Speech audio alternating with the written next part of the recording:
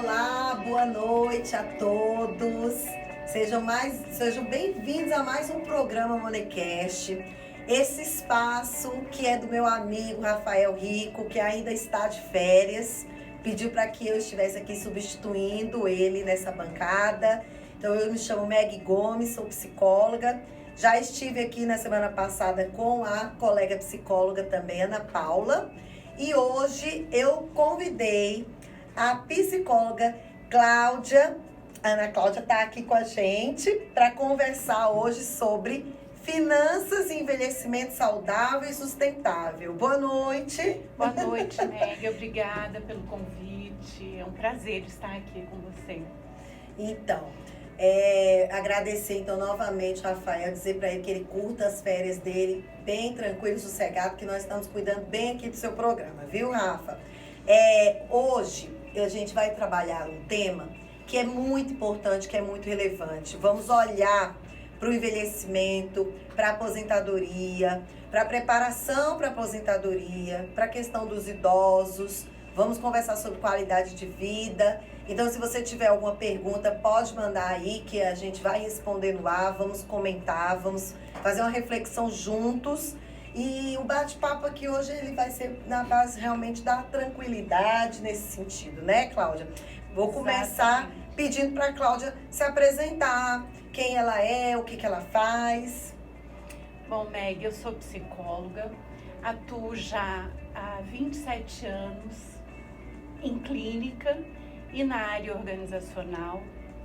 Há cerca de 14 anos eu comecei a desenvolver um trabalho na pré-aposentadoria, fazendo avaliações de idosos próximos, de pessoas próximas de se aposentar e depois pessoas também aposentadas, avaliando neuropsicologicamente, dando condições de que essas pessoas possam ter esse momento, essa adequação, esse momento de vida delas, seja prazeroso, seja agradável, seja saudável.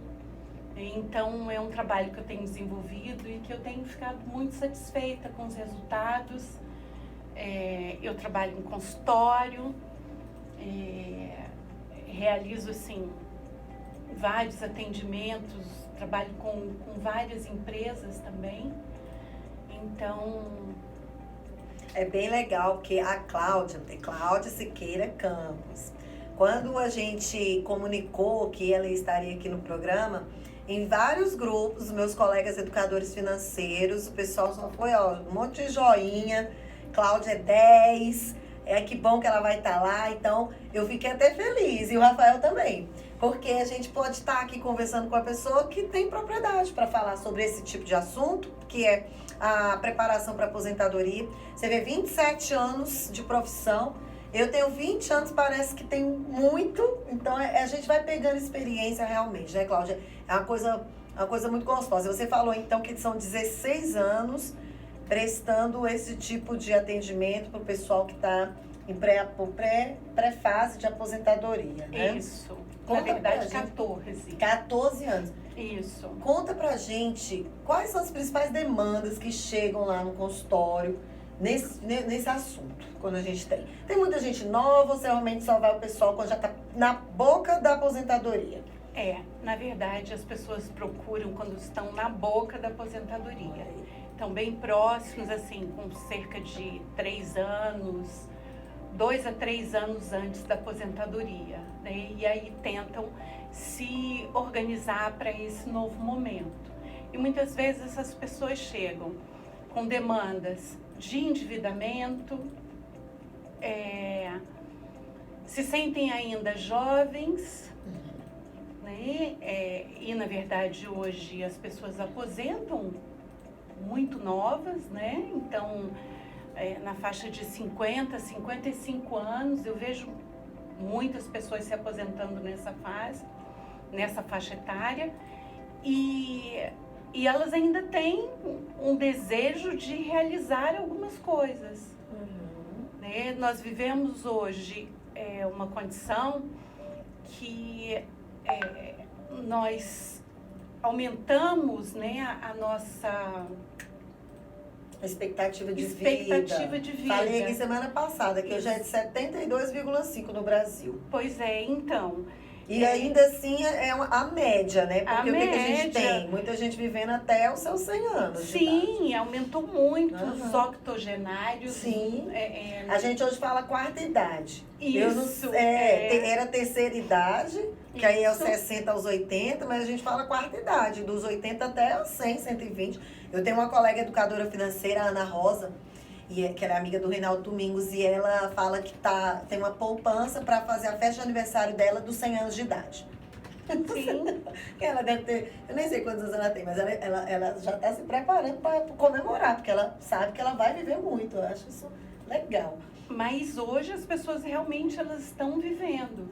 E aí nós saímos daquela perspectiva de que a aposentadoria é você parar de trabalhar, se tornar absolutamente improdutivo, né? Vestir o pijama e cuidar de neto.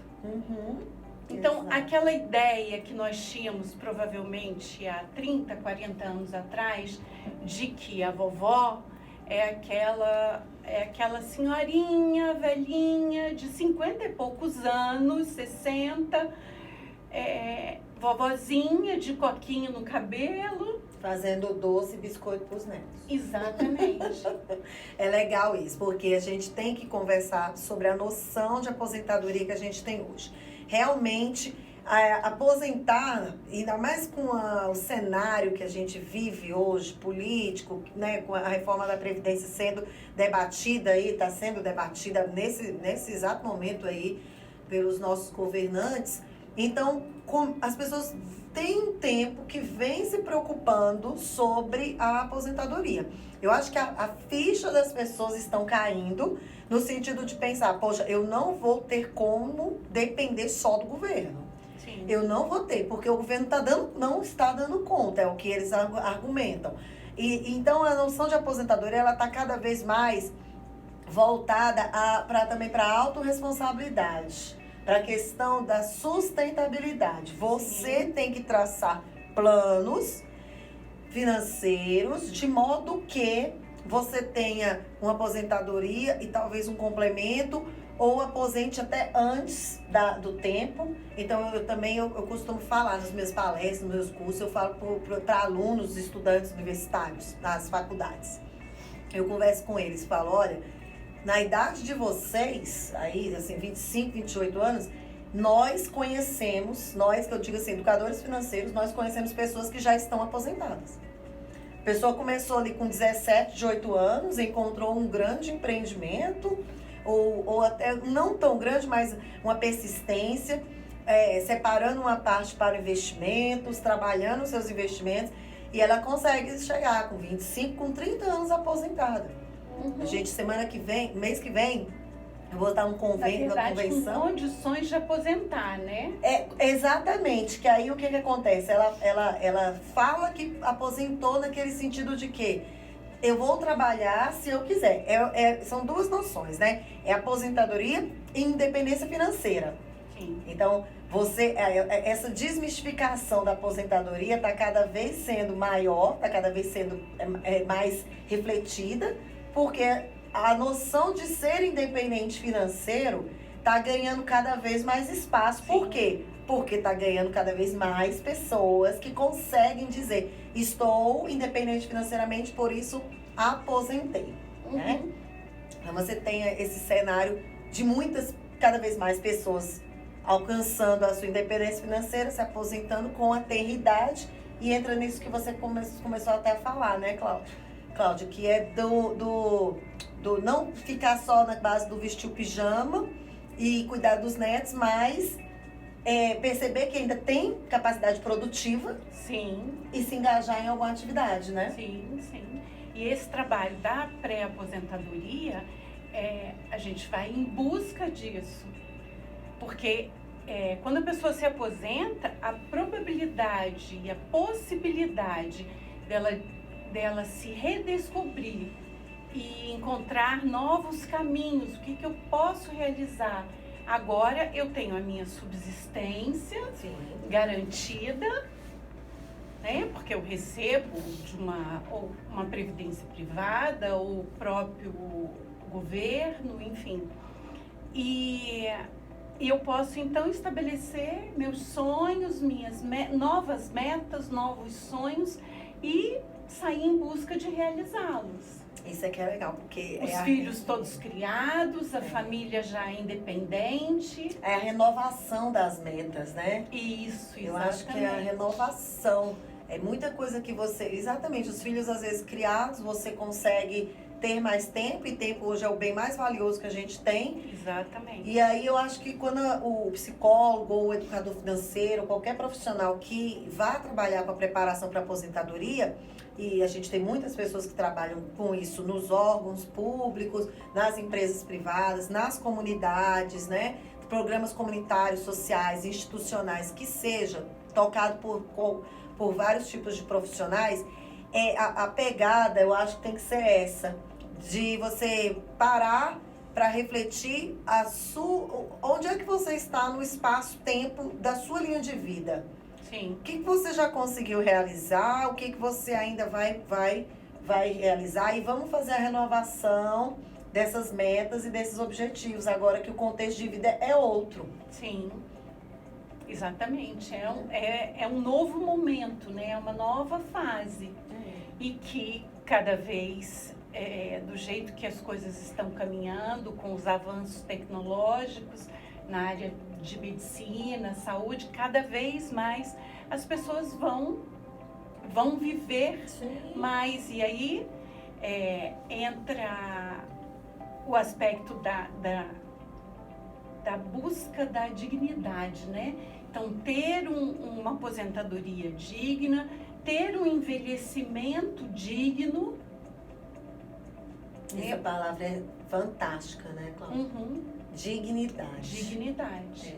E eu acho que dignidade é algo que é uma construção social e individual. Ela depende de um coletivo que possa proporcionar isso para você, mas também depende muito da própria pessoa traçar os seus objetivos rumo a uma vida mais digna. Isso. Nossa, isso que eu tô falando, eu lembrei de tanta gente que dá uma guinada, uma reviravolta na vida, falando assim, basta. E às vezes aos 40 anos, às vezes aos 30, mas às vezes aos 60, às vezes aos 70. Uhum. Não tem tempo para isso. É posicionamento. Sim. A pessoa se posiciona para alcançar e para romper com laços, né, que não valem mais a pena. Uhum. Ou traçar novos objetivos, rompendo com tudo aquilo e seguindo adiante. A gente tem, ano passado eu falei aqui sobre os fatores pessoais e sociais do endividamento, porque é importante citar sempre os dois, né? Sim. Dos pessoais é essa grande questão de quando é que a ficha vai cair, quando é que você vai ter uma atitude realmente de mudança que depende de você. Porque às vezes, o que acontece? Pode ser que as pessoas, elas precisem realmente de um acompanhamento psicológico, uma educação financeira, um governo que tenha bons programas de inserção social, um apoio familiar. Nossa, se a gente for listar, são muitas coisas que podem favorecer a pessoa a mudar o comportamento. Mas eu acho que a primeira coisa é a autoobservação, né? Ela auto-observar-se, verificar em que momento de vida que ela está, como é que está os objetivos de vida dela, o que ela já conseguiu, o que ela não conseguiu.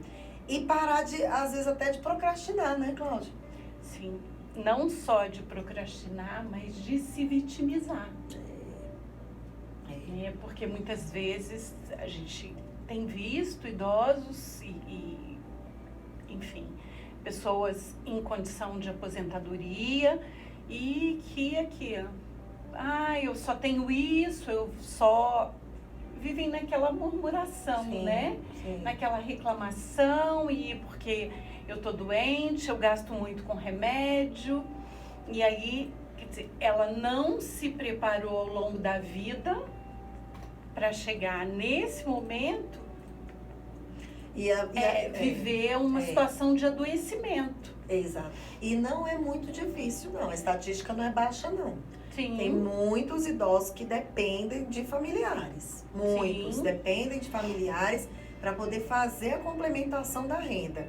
E você falou a palavra-chave que eu acho que abre nosso programa aqui, né? Que nós falamos, preparação para a aposentadoria. Porque a gente está falando aqui do contexto, e aí eu falei com o Rafael que vinha fazer o programa, mas que eu ia puxar a sardinha para psicologia e educação financeira. E a gente está falando de muitos contextos comportamentais. Sim. Né? Então, quando a gente fala de um contexto comportamental, a palavra-chave é preparação. Sim. Agora, para se preparar, a pessoa precisa prestar atenção ao que ela precisa se preparar. E não esperar o tempo da aposentadoria chegar. E isso é um desafio, né? Não é, Cláudia? Sim. Você chegar para um jovem de 20 anos e falar, olha, você precisa se aposentar, preparar para aposentadoria. Como é que é? Isso eu acho um super desafio. E não é uma coisa que um jovem pensa, né? Aliás, é uma coisa assim, nossa, tão remota. Ai, nossa, aposentadoria. Não, falta muito, então eu tenho muito tempo. E essa visão do se preparar para a aposentadoria, em vários países desenvolvidos, eles já realizam isso, muitas vezes, desde que a criança nasce. Já inicia um processo de previdência, Sim. né? Enfim, para custear estudos, para o futuro daquele jovem, daquela criança. Enfim, os pais já têm uma conscientização. E no nosso país, eu creio que nos países subdesenvolvidos, né, ou em desenvolvimento, prefiro esse termo, nós estamos assim, engatinhando nessa área. As pessoas estão começando a tomar consciência da necessidade de se preparar economicamente, se preparar emocionalmente para esse período, psicologicamente, enfim, criar condições para que esse momento aconteça e ela não tenha grandes perdas. Surpresas, Sim. Sim, isso é exatamente. ótimo. Muito bom você ter falado desse contexto, porque é preciso questões individuais e questões que sejam governamentais. Então, Sim. o investimento que deve ser feito, Sim. deve ser feito desde a mais tenra idade. Sim. Se a gente não conseguiu atacar as gerações passadas que hoje já estão aí despreparadas na sua aposentadoria, uma coisa importante aqui, essas pessoas que hoje sofreram com esse baque, com esse impacto, não deixem esse legado de sofrimento para as próximas gerações. Sim. Isso é uma responsabilidade de todos. Do DNA financeiro, né? Então, é importante a gente romper com esse ciclo, com esse né? ciclo, exatamente. Então, os pais, os avós tinham essa história, mas agora eu estou rompendo com isso porque eu quero mais. Né? Eu quero ir à frente.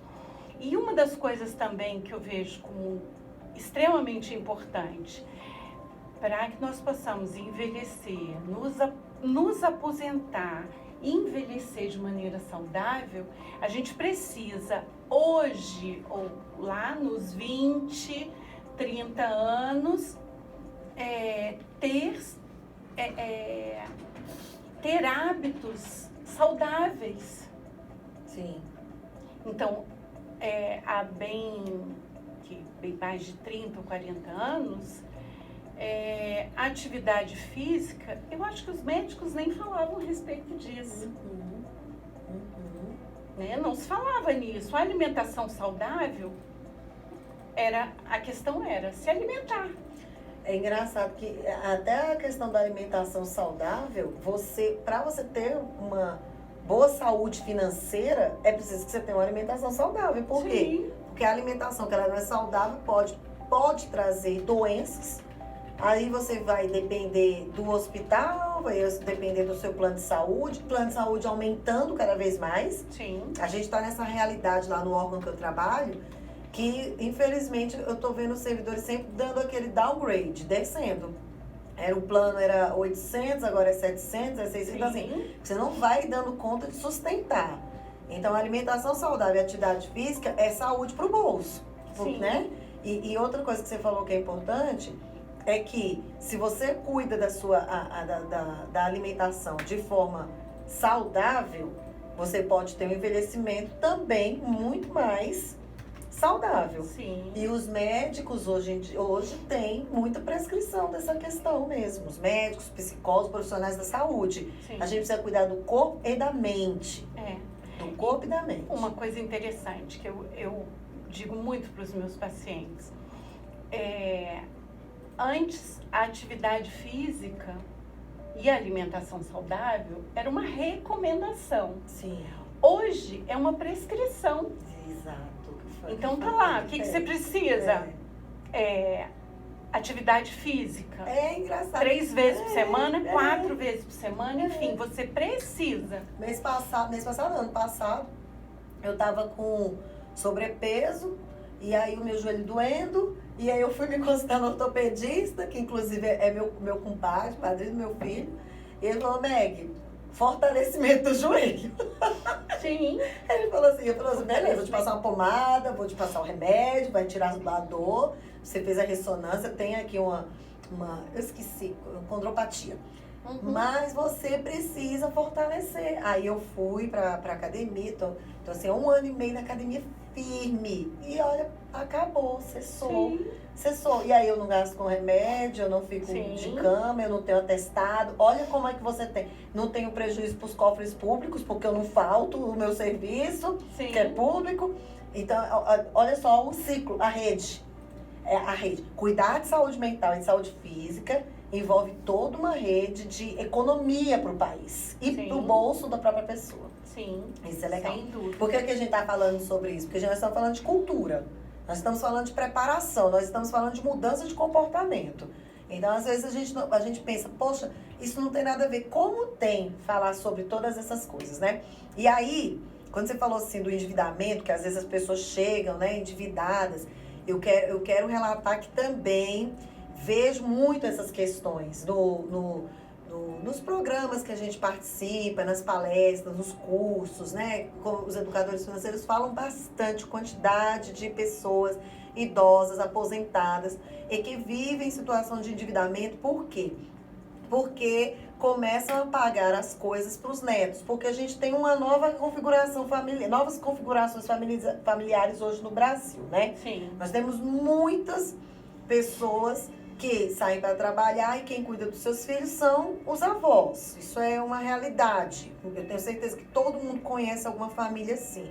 E aí os avós, eles começam também a entrar como receita, a aposentadoria dele entra como uma receita dentro daquele planejamento financeiro familiar. E aí estoura muitas vezes esse orçamento, por quê? Porque os avós querem dar para os netos aquilo que não deu para os filhos, Sim, né, Cláudia? quer suprir todas as necessidades, né? E aí começa não só com atividades extracurriculares para os netos, às vezes até com o custeio do estudo, né? Enfim, presentes, né? Sempre aquilo que o pai ou a mãe não querem dar, sempre a criança vem, ai, vó, você me dá. Eu conheço bem isso, porque eu tenho 4 netos. É mesmo, Cláudia? Tenho 4 netos. Que legal. De vez Qual em que é a quando idade acontece deles? isso. Qual que é a idade deles? Ai, o meu mais velho tem 13. 13 anos. Sim. Aí eu tenho 2 de 7, uma menina e um menino. A idade da minha filha. Hoje, 7 E anos. tem um pequeno de 4. E eles todos, vó, me dá o presente. Ah, sempre, estão sempre querendo alguma coisa. Os 2 meninos moram no Canadá. Então eu já eu tenho menos contato com eles, porque eles não estão aqui. Passaram aqui na semana passada. Olha. Mas, então eu tenho um contato menor. Mas os outros que estão aqui adoram ir para minha casa. Ai, vó, você faz isso, faz aquilo. Vamos comer McDonald's. Né? Então, e aí, vovó tá sempre levando. Tentando. Pois é, e aí, então já divide aqui com as várias avós que podem estar escutando a gente, as avós, os avós. Como é que você faz para manter o equilíbrio financeiro e ainda agradar os netos? E cuidar da sua saúde, da sua vida, dos seus planos? Olha, é um desafio. É um desafio. Sempre, né? Então, assim, as coisas atualmente não são fáceis.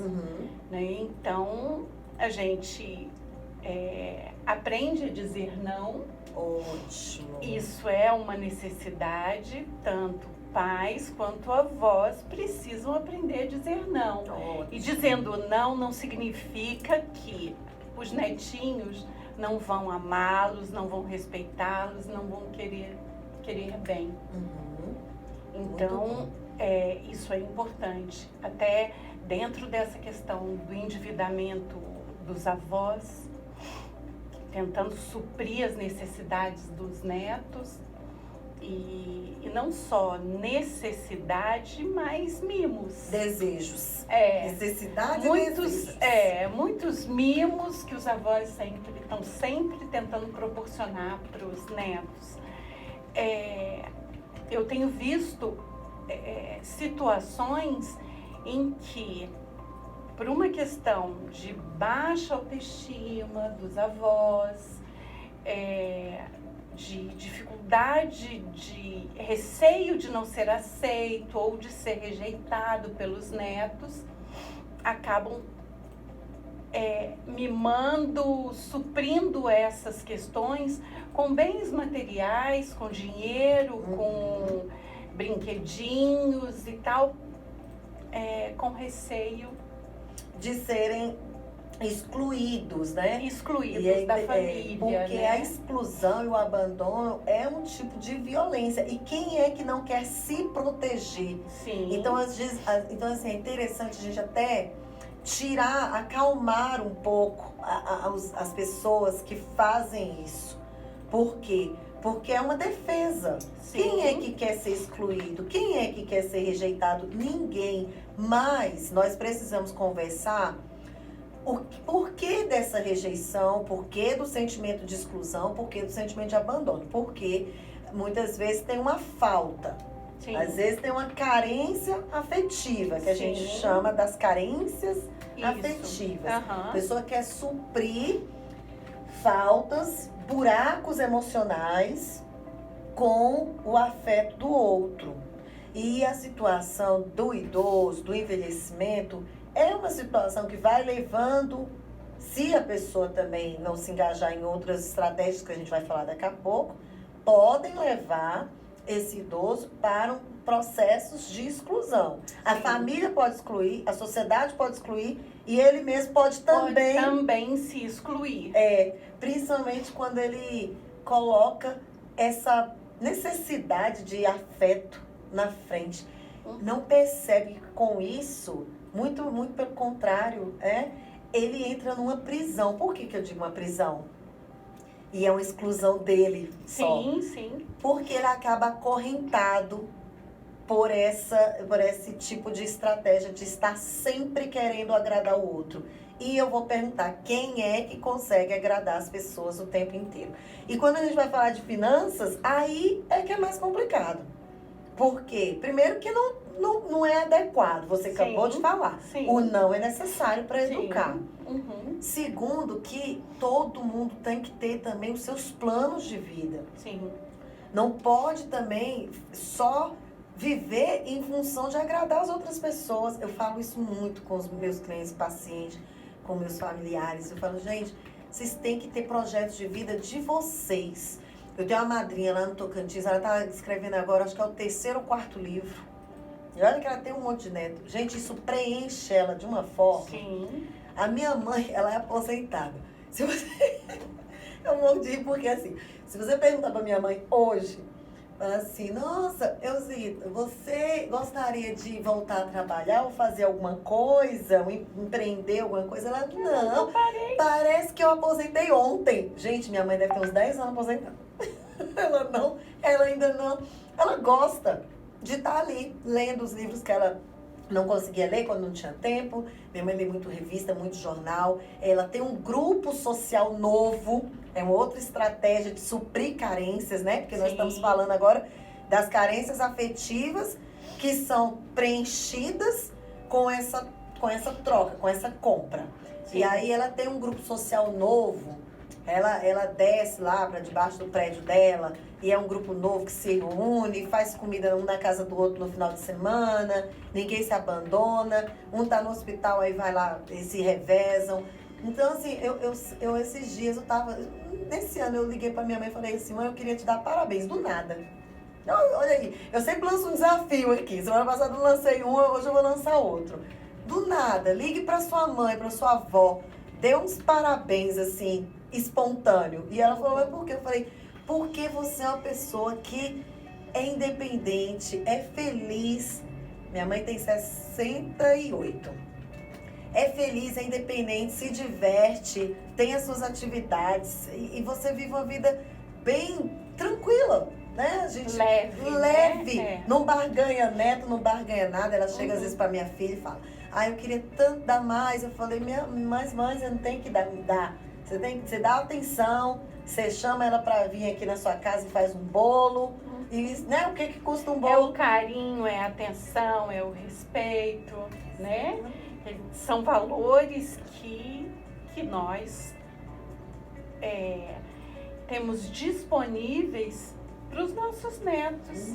De graça. De graça. Aliás, às vezes tem um custo quando a pessoa não tem essa habilidade. Mas é um custo emocional. Que aí precisa buscar a psicologia para poder treinar e aprender. Isso, exatamente. Para se autoconhecer também e conseguir se posicionar dentro dessa estrutura familiar. Exatamente. E é assim mesmo que a gente vê, né? A aceitação, ela não deve vir casada com questões financeiras. Se está acontecendo desse jeito, alguma coisa está errada. É claro que se você tem condições e quer dar, vá lá. Só que tem que dosar. Porque com o neto, com o filho, a gente tem que ter o equilíbrio, né? Eu adoro essa palavra. Eu tô sempre falando dela. É nos vídeos, na entrevista. Gente, a gente vive em busca do equilíbrio. Quando você consegue pensar que o equilíbrio tem que estar em todas as suas áreas da vida, e se em alguma área tem um excesso, aquela área vai estar desequilibrada. Sim. E pode dar vazão para uma série de acontecimentos ruins em outras áreas que às vezes estão boas. Então, o excesso não é bom de jeito nenhum. Nem a falta e nem o excesso, né? Tem que haver o equilíbrio, né? Exatamente. E uma coisa, ela vai puxando a outra e vai desestabilizando todas as áreas, né? E a pessoa vai ficando realmente doente, né? Ou em sofrimento. Ou doente ou em sofrimento. Às vezes não chega a ficar doente, mas está em sofrimento. Está em sofrimento psíquico. Eu queria falar agora da violência patrimonial contra o idoso. Por quê? Esse tema de hoje também foi escolhido porque no dia 15 de junho, agora no sábado que passou, a gente teve o Dia Mundial de Conscientização e Combate à Violência contra a Pessoa Idosa.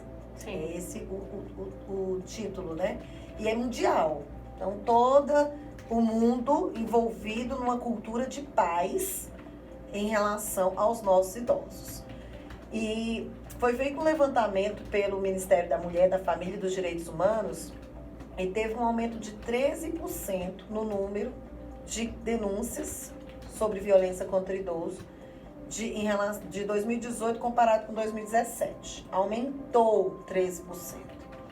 E aí, o que a gente percebe? Que muitas agressões também foram cometidas nas residências das vítimas, 85%. Por filhos, 52%. E netos, 7%. E é interessante isso, né? Porque a gente acabou de falar aqui que os avós estão dando as coisas para os netos e os netos e os filhos estão aqui nas estatísticas que se somar aqui, ó, 52, dá o quê? Dá quase 60% da violência que o idoso sofre, ela é cometida pelas pessoas, familiares, pelos próprios familiares descendentes nesse caso.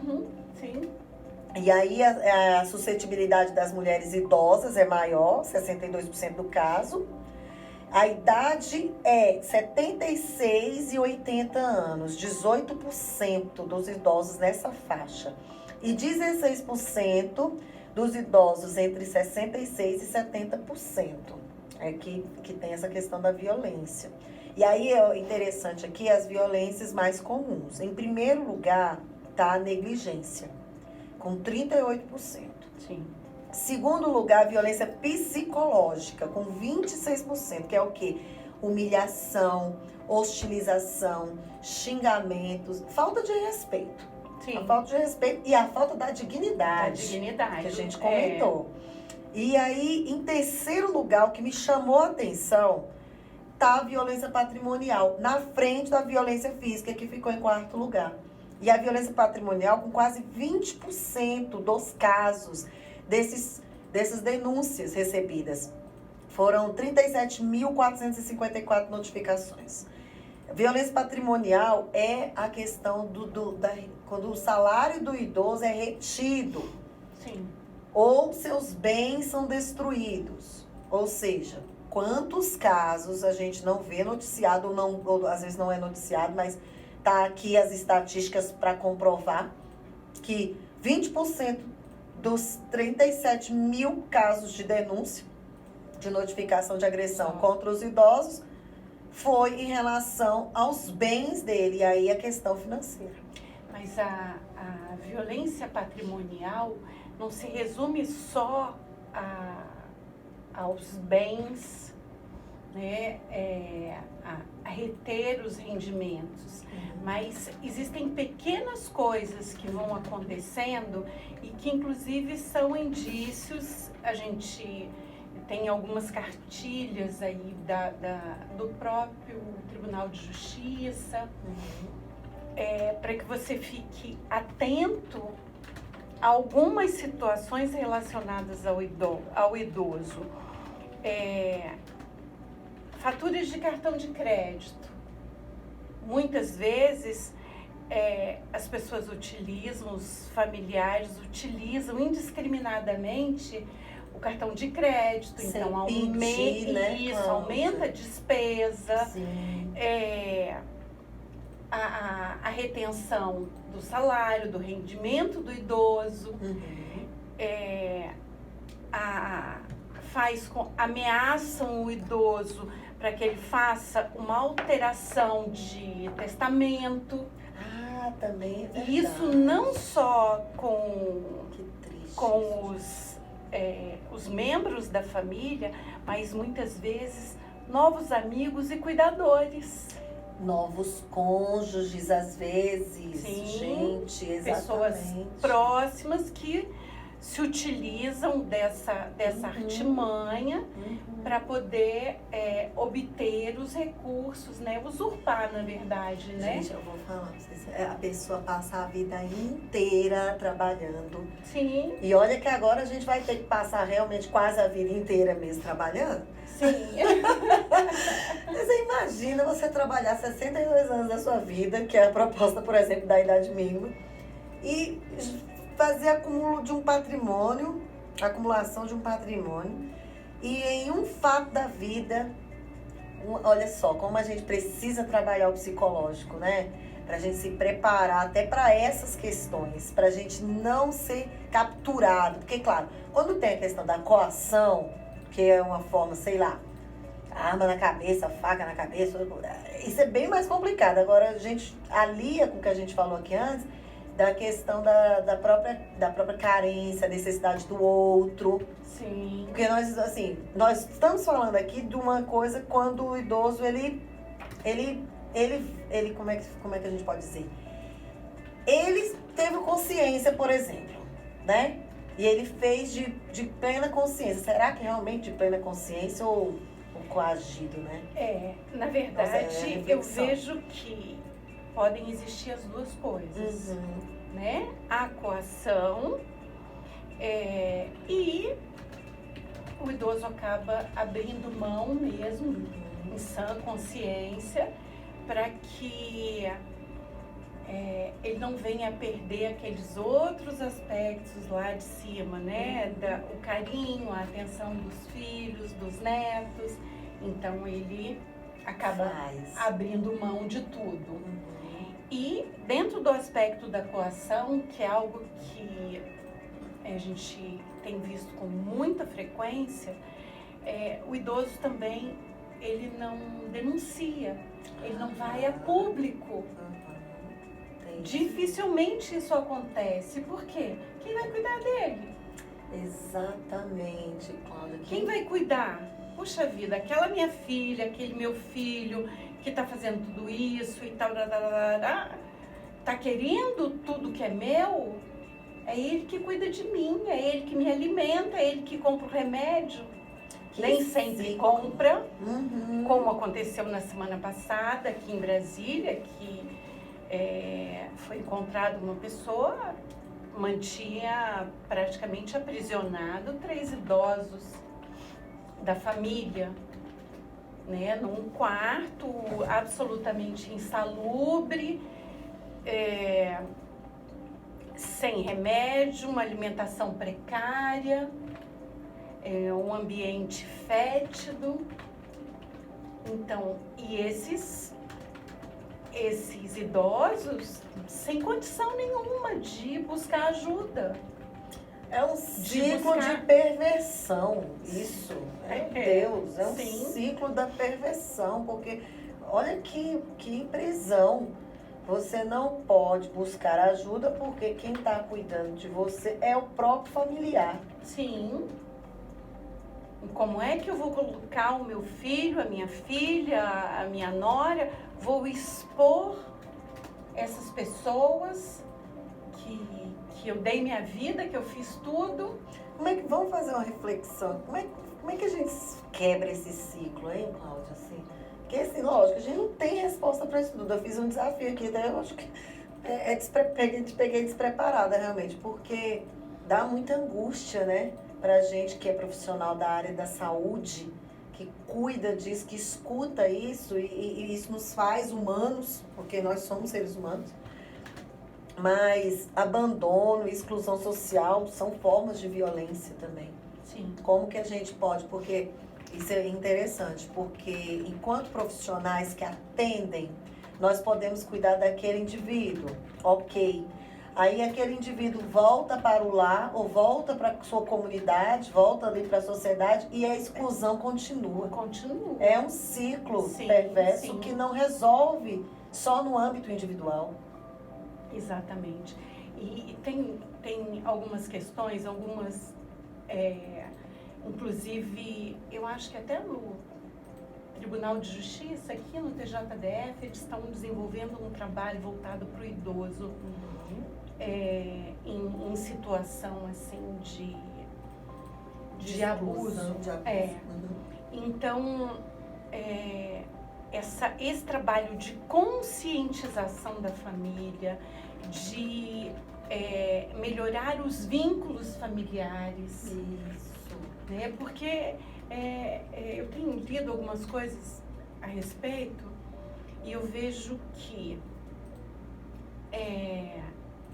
dentro dessas questões aí da exclusão, muitas vezes a pessoa idosa, ela tem dificuldade de abrir o jogo, de procurar as autoridades, de fazer valer os direitos dela, a dignidade, porque está sendo ferida pelos familiares ou por pessoas próximas, né? E quando a gente trabalha com esse núcleo familiar, conscientizando, melhorando as relações, esse é o ponto.